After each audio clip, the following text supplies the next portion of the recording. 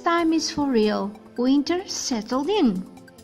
After months and months without rain, we are having several rainy days in a row. That is a blessing, and I love the rain. Maybe because it never lasts too long and the sun is always there, shining through the clouds. The cooler temperatures are a different matter, and I would gladly skip them if I could. But we get what we get, and that's final. I cannot complain though, our climate being so mild in comparison with others. But traditionally, we are never happy about the weather. And what I'm grumbling about this time is that there was no transition. We went from summer to cooling winter in a matter of 24 hours. I mean, one day we were still enjoying our short sleeves with 25 degrees Celsius, which is 77 Fahrenheit, and the next day we woke up to 14 Celsius, which is equivalent to 57 Fahrenheit. Luckily, I was counting on it, so the day before the change occurred, in a matter of hours, all my warm-loving orchids were taken inside, except for this dendrobium, which are being subject to a test. They will have to prove to me this winter how hardy and worthy they are. The same day orchids went in, some of my succulents took over this place.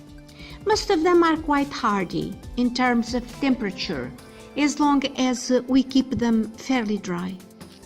Succulents, as you know, have evolved to survive in very dry areas and will not appreciate their roots being wet all the time.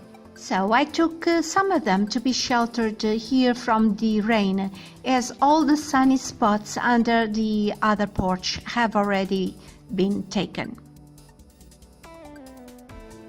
As you can see here, this is quite overcrowded, as you can see.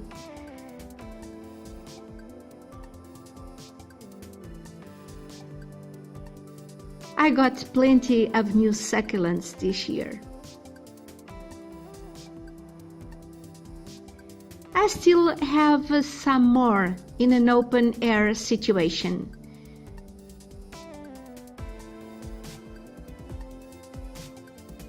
Some here do not have a cover. They will be under the weather.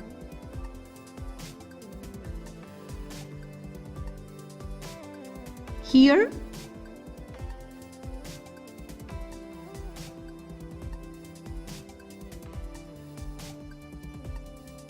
some more here, and others in the other patio. But unless this is an exceptional rain year, they will be all right. One of these days I will have to make an update on all of these plants we can see here. But for the moment, let's go back to the borrowed orchid house, because I want to show you my latest succulent purchases. Let's start with this one. This is Mammillaria elongata, also known as the lady's fingers. This is an endemic species to Mexico. These ones need a very bright location, and in my climate they do very well in direct sun.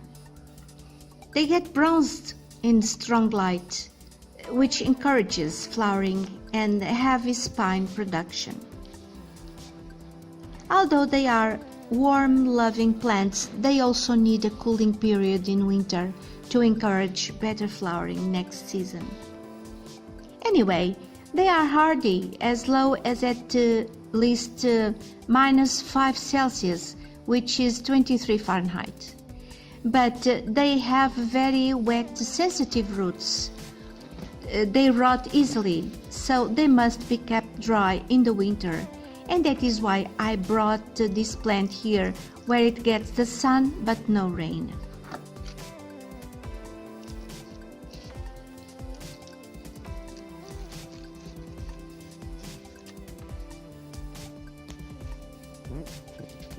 This is Opuntia microdasis, or if you prefer, micro daisies, also known as bunny ears cactus due to the elliptical to circular pads. This is a Mexican cactus. This one needs very high light or full sun. It does not have sharp spines, but it has these glochids, which are these white fluffy looking things, but which are quite nasty.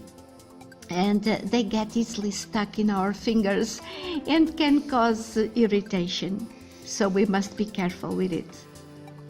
While in active growing, this cactus can tolerate high temperatures, but apparently one cannot expect it to flower unless we also provide winter temperatures between 7 and 13 centigrade Celsius, or 45 and 55 Fahrenheit. This one is in need of a repotting, which I will do as soon as it gets warmer around here.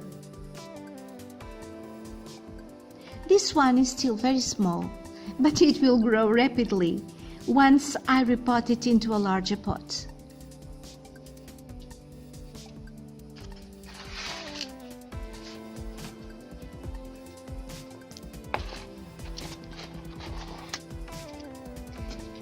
This is Echeveria chihuahuensis and is also a native to Mexico.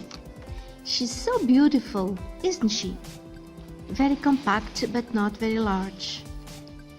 She grows slowly.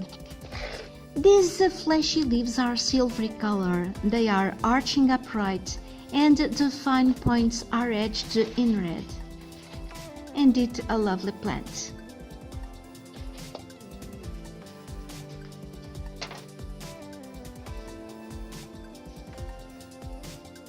Another Echeveria. This is Echeveria purpurorum, also a native to Mexico. She is small and apparently she's the slowest growing of all Echeverias. It takes a lot of time to get a large specimen. She's quite unusual, with very attractive speckled leaves. The ground color of the leaves is a deep olive green with gray-green or white-green spots and mottled with irregular markings of reddish-brown. She's a very charming little succulent.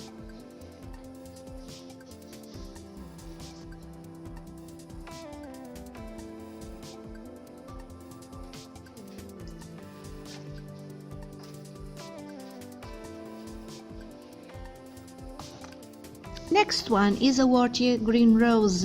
She's a beautiful hybrid of truncata. The leaves form a nice rose shape. They also have these lovely different shades of green. A very neat plant.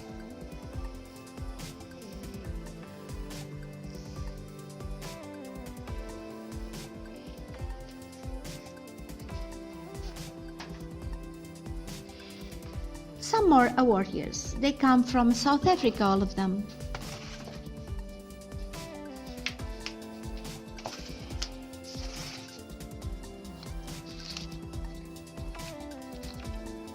This one is Aristata, and like many of warriors, not only tolerate shade, as it needs to be protected from the strong sun, and it does not need much water either.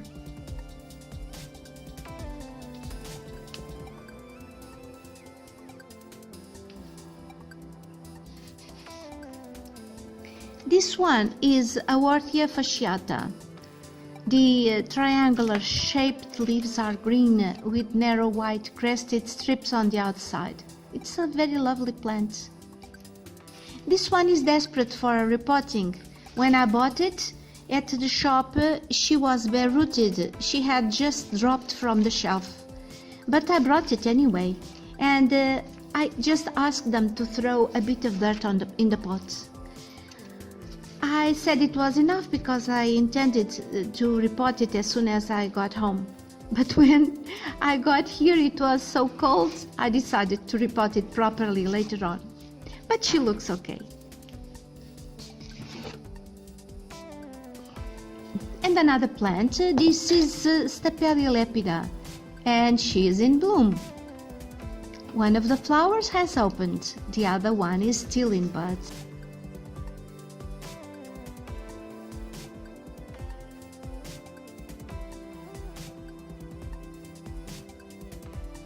The flowers of Stapelia lepida are visually very appealing, and many collectors grow it simply for the beauty and the uniqueness of the flower itself.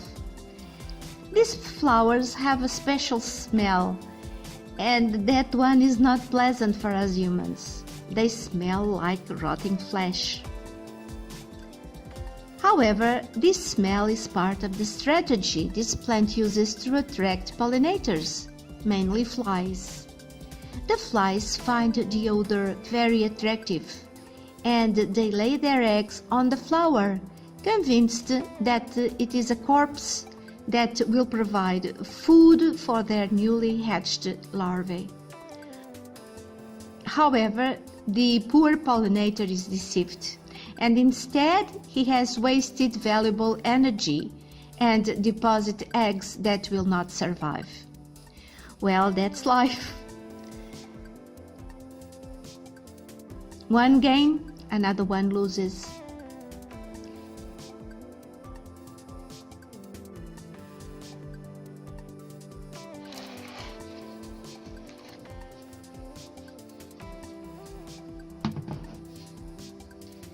Let me see, I think there is still another one I want to show you. Where is it?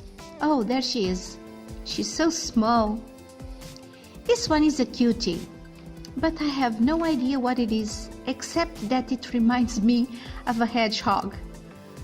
Unless some of you knows what it is and gives me an identification, I will have to wait for it to grow and flower. The morphology of flowers is one of the most important features in the identification of plants, as you know. So I have to wait and be patient. But she's a cutie. I love it.